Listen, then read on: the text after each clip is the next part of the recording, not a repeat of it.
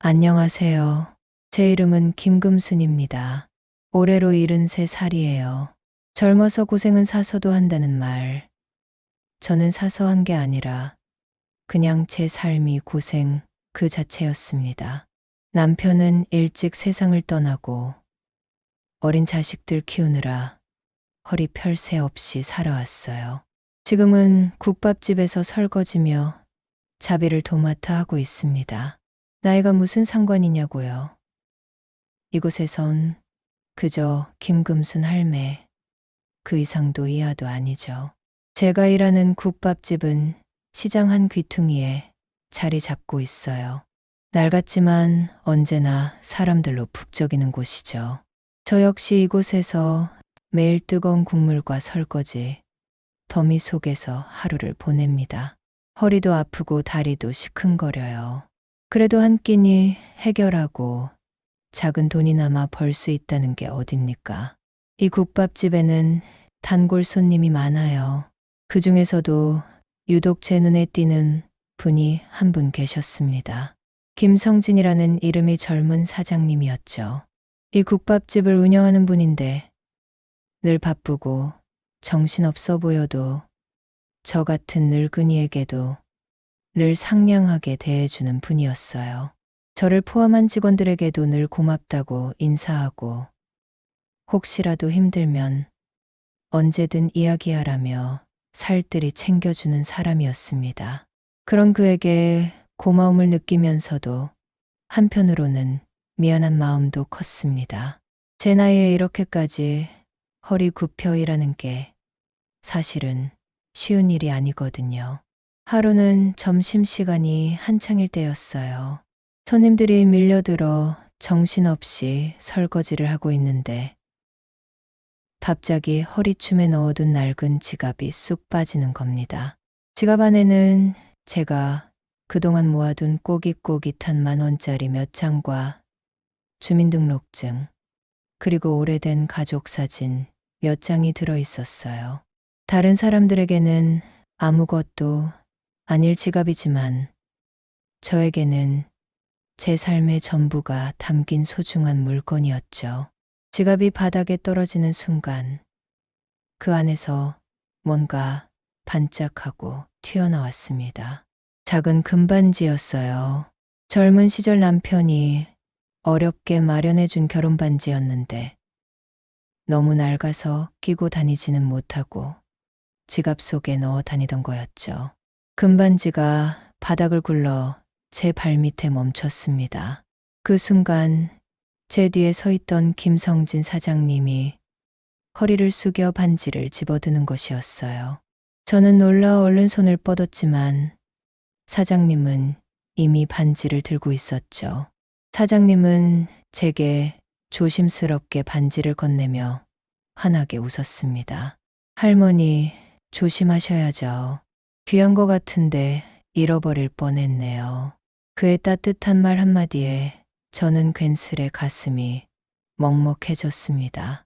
젊은 사람이 뭐가 그렇게 착한지 제게는 그저 너무도 고마운 사람이었습니다.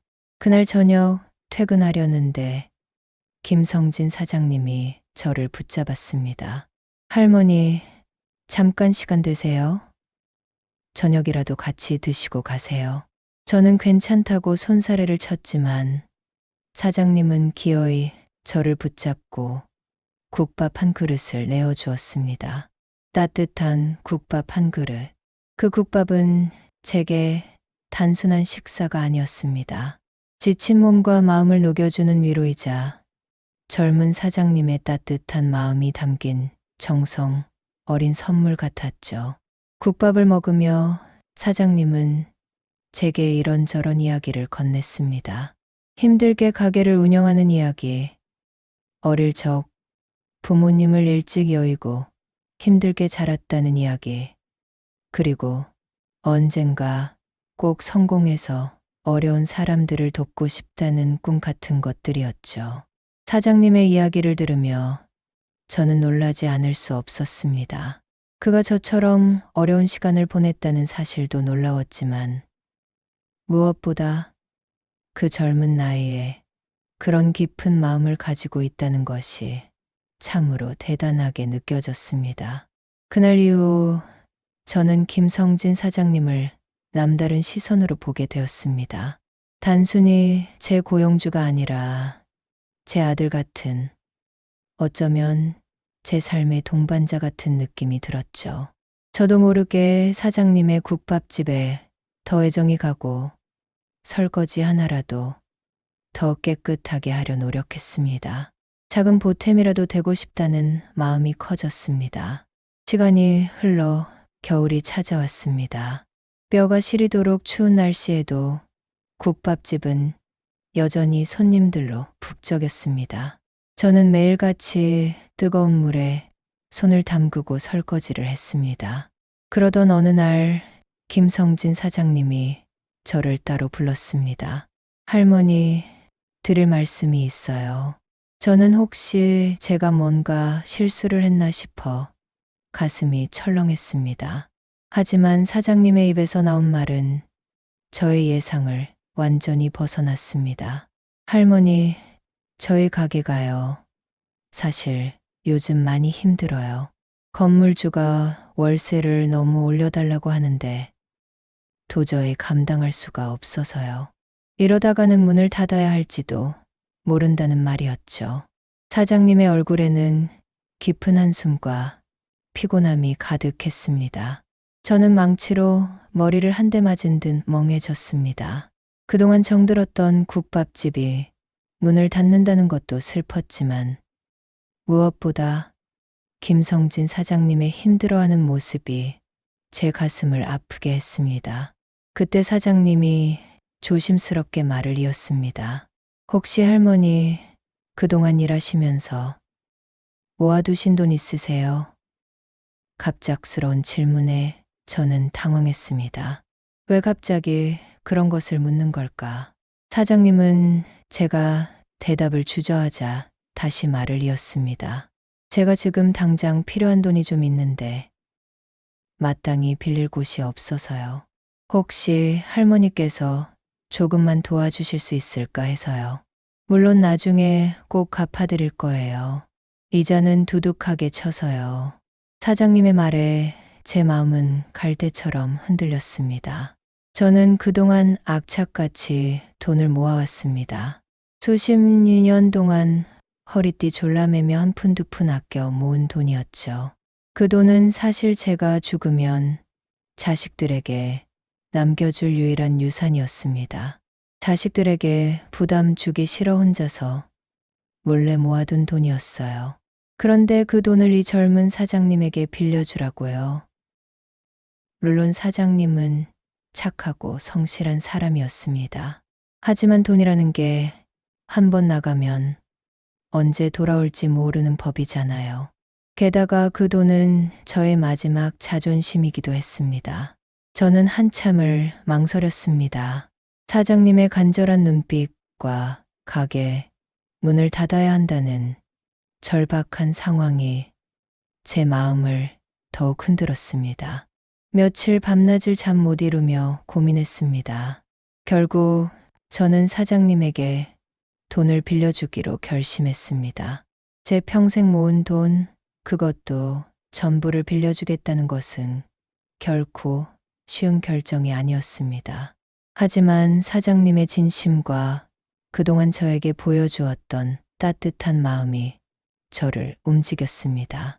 다음 날 아침 저는 김성진 사장님에게 조심스럽게 말했습니다.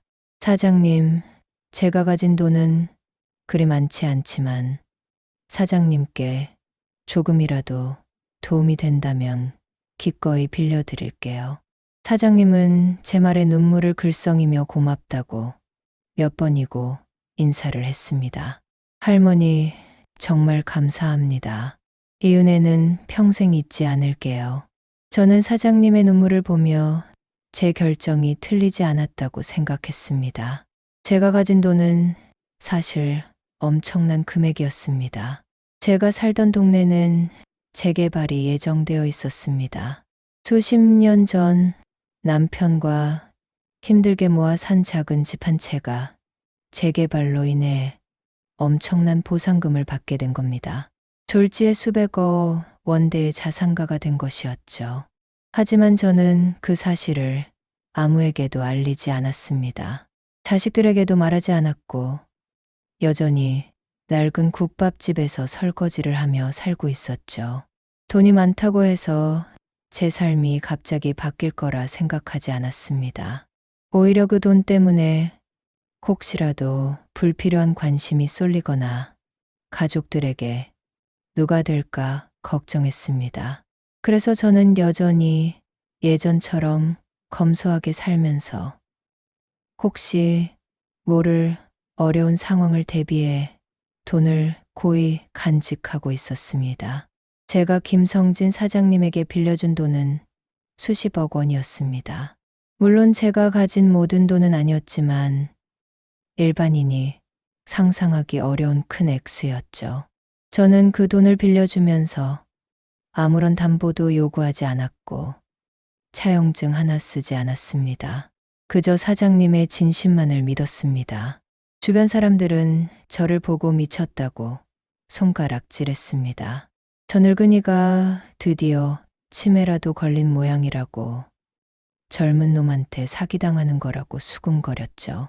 하지만 저는 그들의 말을 개의치 않았습니다. 김성진 사장님은 제가 빌려준 돈으로 건물주와의 협상을 마무리하고 국밥집을 확장 이전했습니다.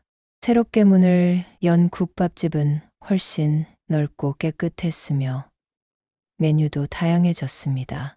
손님들은 더욱 늘어났고 국밥집은 연일 문전성시를 이뤘습니다. 사장님은 저에게 여전히 설거지를 맡겼습니다. 저는 매일 아침 국밥집으로 출근하며 예전과 다름없이 설거지를 했습니다. 달라진 것이 있다면 사장님이 저를 대하는 태도였습니다. 그는 저를 단순한 직원 이상으로 존경하고 배려했습니다. 매일 아침 저에게 따뜻한 차를 건네주고 점심시간에는 제가 좋아하는 음식을 따로 챙겨주었습니다. 직원들에게도 할머니에게 잘해드리라고 신신당부하는 모습은 저에게 큰 감동을 주었습니다. 국밥집이 번창할수록 사장님은 저에게 돈을 갚아야 한다는 부담감에 시달리는 듯 보였습니다. 할머니, 제가 이자를 계산해 보니 제 돈이 불어나고 있으니 너무 걱정 말라고 손사래를 쳤습니다. 사장님은 그럴 때마다 죄송한 표정을 감추지 못했습니다. 어느 날 저녁 김성진 사장님이 저를 조용히 불렀습니다. 할머니, 이제 더 이상 국밥집에서 일하지 않으셔도 됩니다. 저는 깜짝 놀랐습니다. 이제 제가 필요 없다는 말인가 싶어 가슴이 철렁했습니다. 하지만 사장님의 다음 말은 저를 더욱 놀라게 했습니다. 할머니, 제가 드릴 말씀이 있습니다. 그동안 할머니께 빌린 돈은 가게 운영에 큰 도움이 되었습니다. 덕분에 이렇게 가게도 확장하고 자리 잡을 수 있었어요. 정말 감사합니다. 사장님은 제게 큰 절을 올렸습니다. 그리고는 제게 작은 서류 봉투 하나를 건넸습니다. 봉투 안에는 주식 증서가 들어 있었습니다. 저는 이게 무슨 뜻인지 알 수 없었습니다. 사장님은 조심스럽게 말을 이었습니다. 할머니, 이 주식은 저희 국밥집 주식입니다. 이제 할머니는 이 국밥집의 공동 사장님이십니다. 이익의 절반은 할머니께 드릴 것이고 그동안 빌려주신 돈은 제가 가게를 운영하면서 매달 할머니께 수익금으로 돌려드릴 겁니다. 앞으로 국밥집은 할머니와 제가 함께 만들어갈 겁니다. 사장님의 말에 저는 입을 다물 수가 없었습니다. 공동 사장님이라니요. 저는 그저 설거지나 하던 늙은이에 불과한데 이런 엄청난 제안이라니요. 사장님은 제게 자신의 속마음을 털어놓았습니다. 할머니, 제가 어릴 적 부모님을 잃고 힘들게 살 때 저에게 밥 한 끼 제대로 사준 사람이 아무도 없었습니다. 저는 배고픔을 아는 사람이 되어서 언젠가 저 같은 어려운 사람들을 돕고 싶다는 꿈을 키웠습니다. 할머니께서 저에게 돈을 빌려주셨을 때 저는 처음으로 누군가 저를 진심으로 믿어주고 있다는 것을 느꼈습니다. 할머니의 돈이 저에게는 단순한 돈이 아니라 할머니의 믿음이고 희망이었습니다. 그래서 저는 할머니와 함께 이 국밥집을 키워나가고 싶습니다. 저는 사장님의 진심에 눈물을 흘렸습니다. 제 평생을 돈 걱정하며 살아왔는데 이제는 제가 누군가에게 희망이 될 수 있다는 사실이 너무나 감격스러웠습니다. 저는 사장님의 제안을 받아들였습니다. 국밥집의 공동 사장님이 된다는 것은 제게 새로운 삶의 의미를 주었습니다. 더 이상 설거지를 하지 않아도 되었지만 저는 여전히 매일 아침 국밥집으로 출근했습니다. 손님들을 맞고 직원들에게 따뜻한 말 한마디를 건네며 젊은 사장님의 든든한 조력자가 되었습니다. 김성진 사장님과 저는 함께 국밥집을 더욱 번창시켰습니다. 사장님은 저에게 가게 운영에 대한 모든 것을 배우려 노력했고, 저는 젊은 사장님의 열정과 성실함에 다시 한번 감탄했습니다. 우리는 단순한 동업자가 아니었습니다. 서로를 믿고 의지하며 함께 꿈을 키워나가는 가족과 같은 존재가 되었습니다. 저의 수백억 대 자산은 여전히 세상에 알려지지 않은 비밀로 남아 있습니다. 저는 여전히 낡은 옷을 입고 검소하게 살며 국밥집에서 사장님과 함께 손님들에게 따뜻한 국밥을 내어줍니다. 사람들은 여전히 저를 그저 평범한 국밥집 할머니로만 생각하지만 제 마음 속에는 이 세상 누구보다도 부유한 행복이 가득합니다. 돈이 많다고 해서 모든 것이 해결되는 것은 아니라는 것을 저는 이제야 깨달았습니다. 진정한 행복은 돈이 아니라 사람과의 관계 속에서 피어난다는 것을요. 사랑하는 시청자 여러분, 여러분의 삶에는 어떤 비밀이 숨어 있나요? 그리고 그 비밀은 여러분의 삶에 어떤 의미로 다가오나요?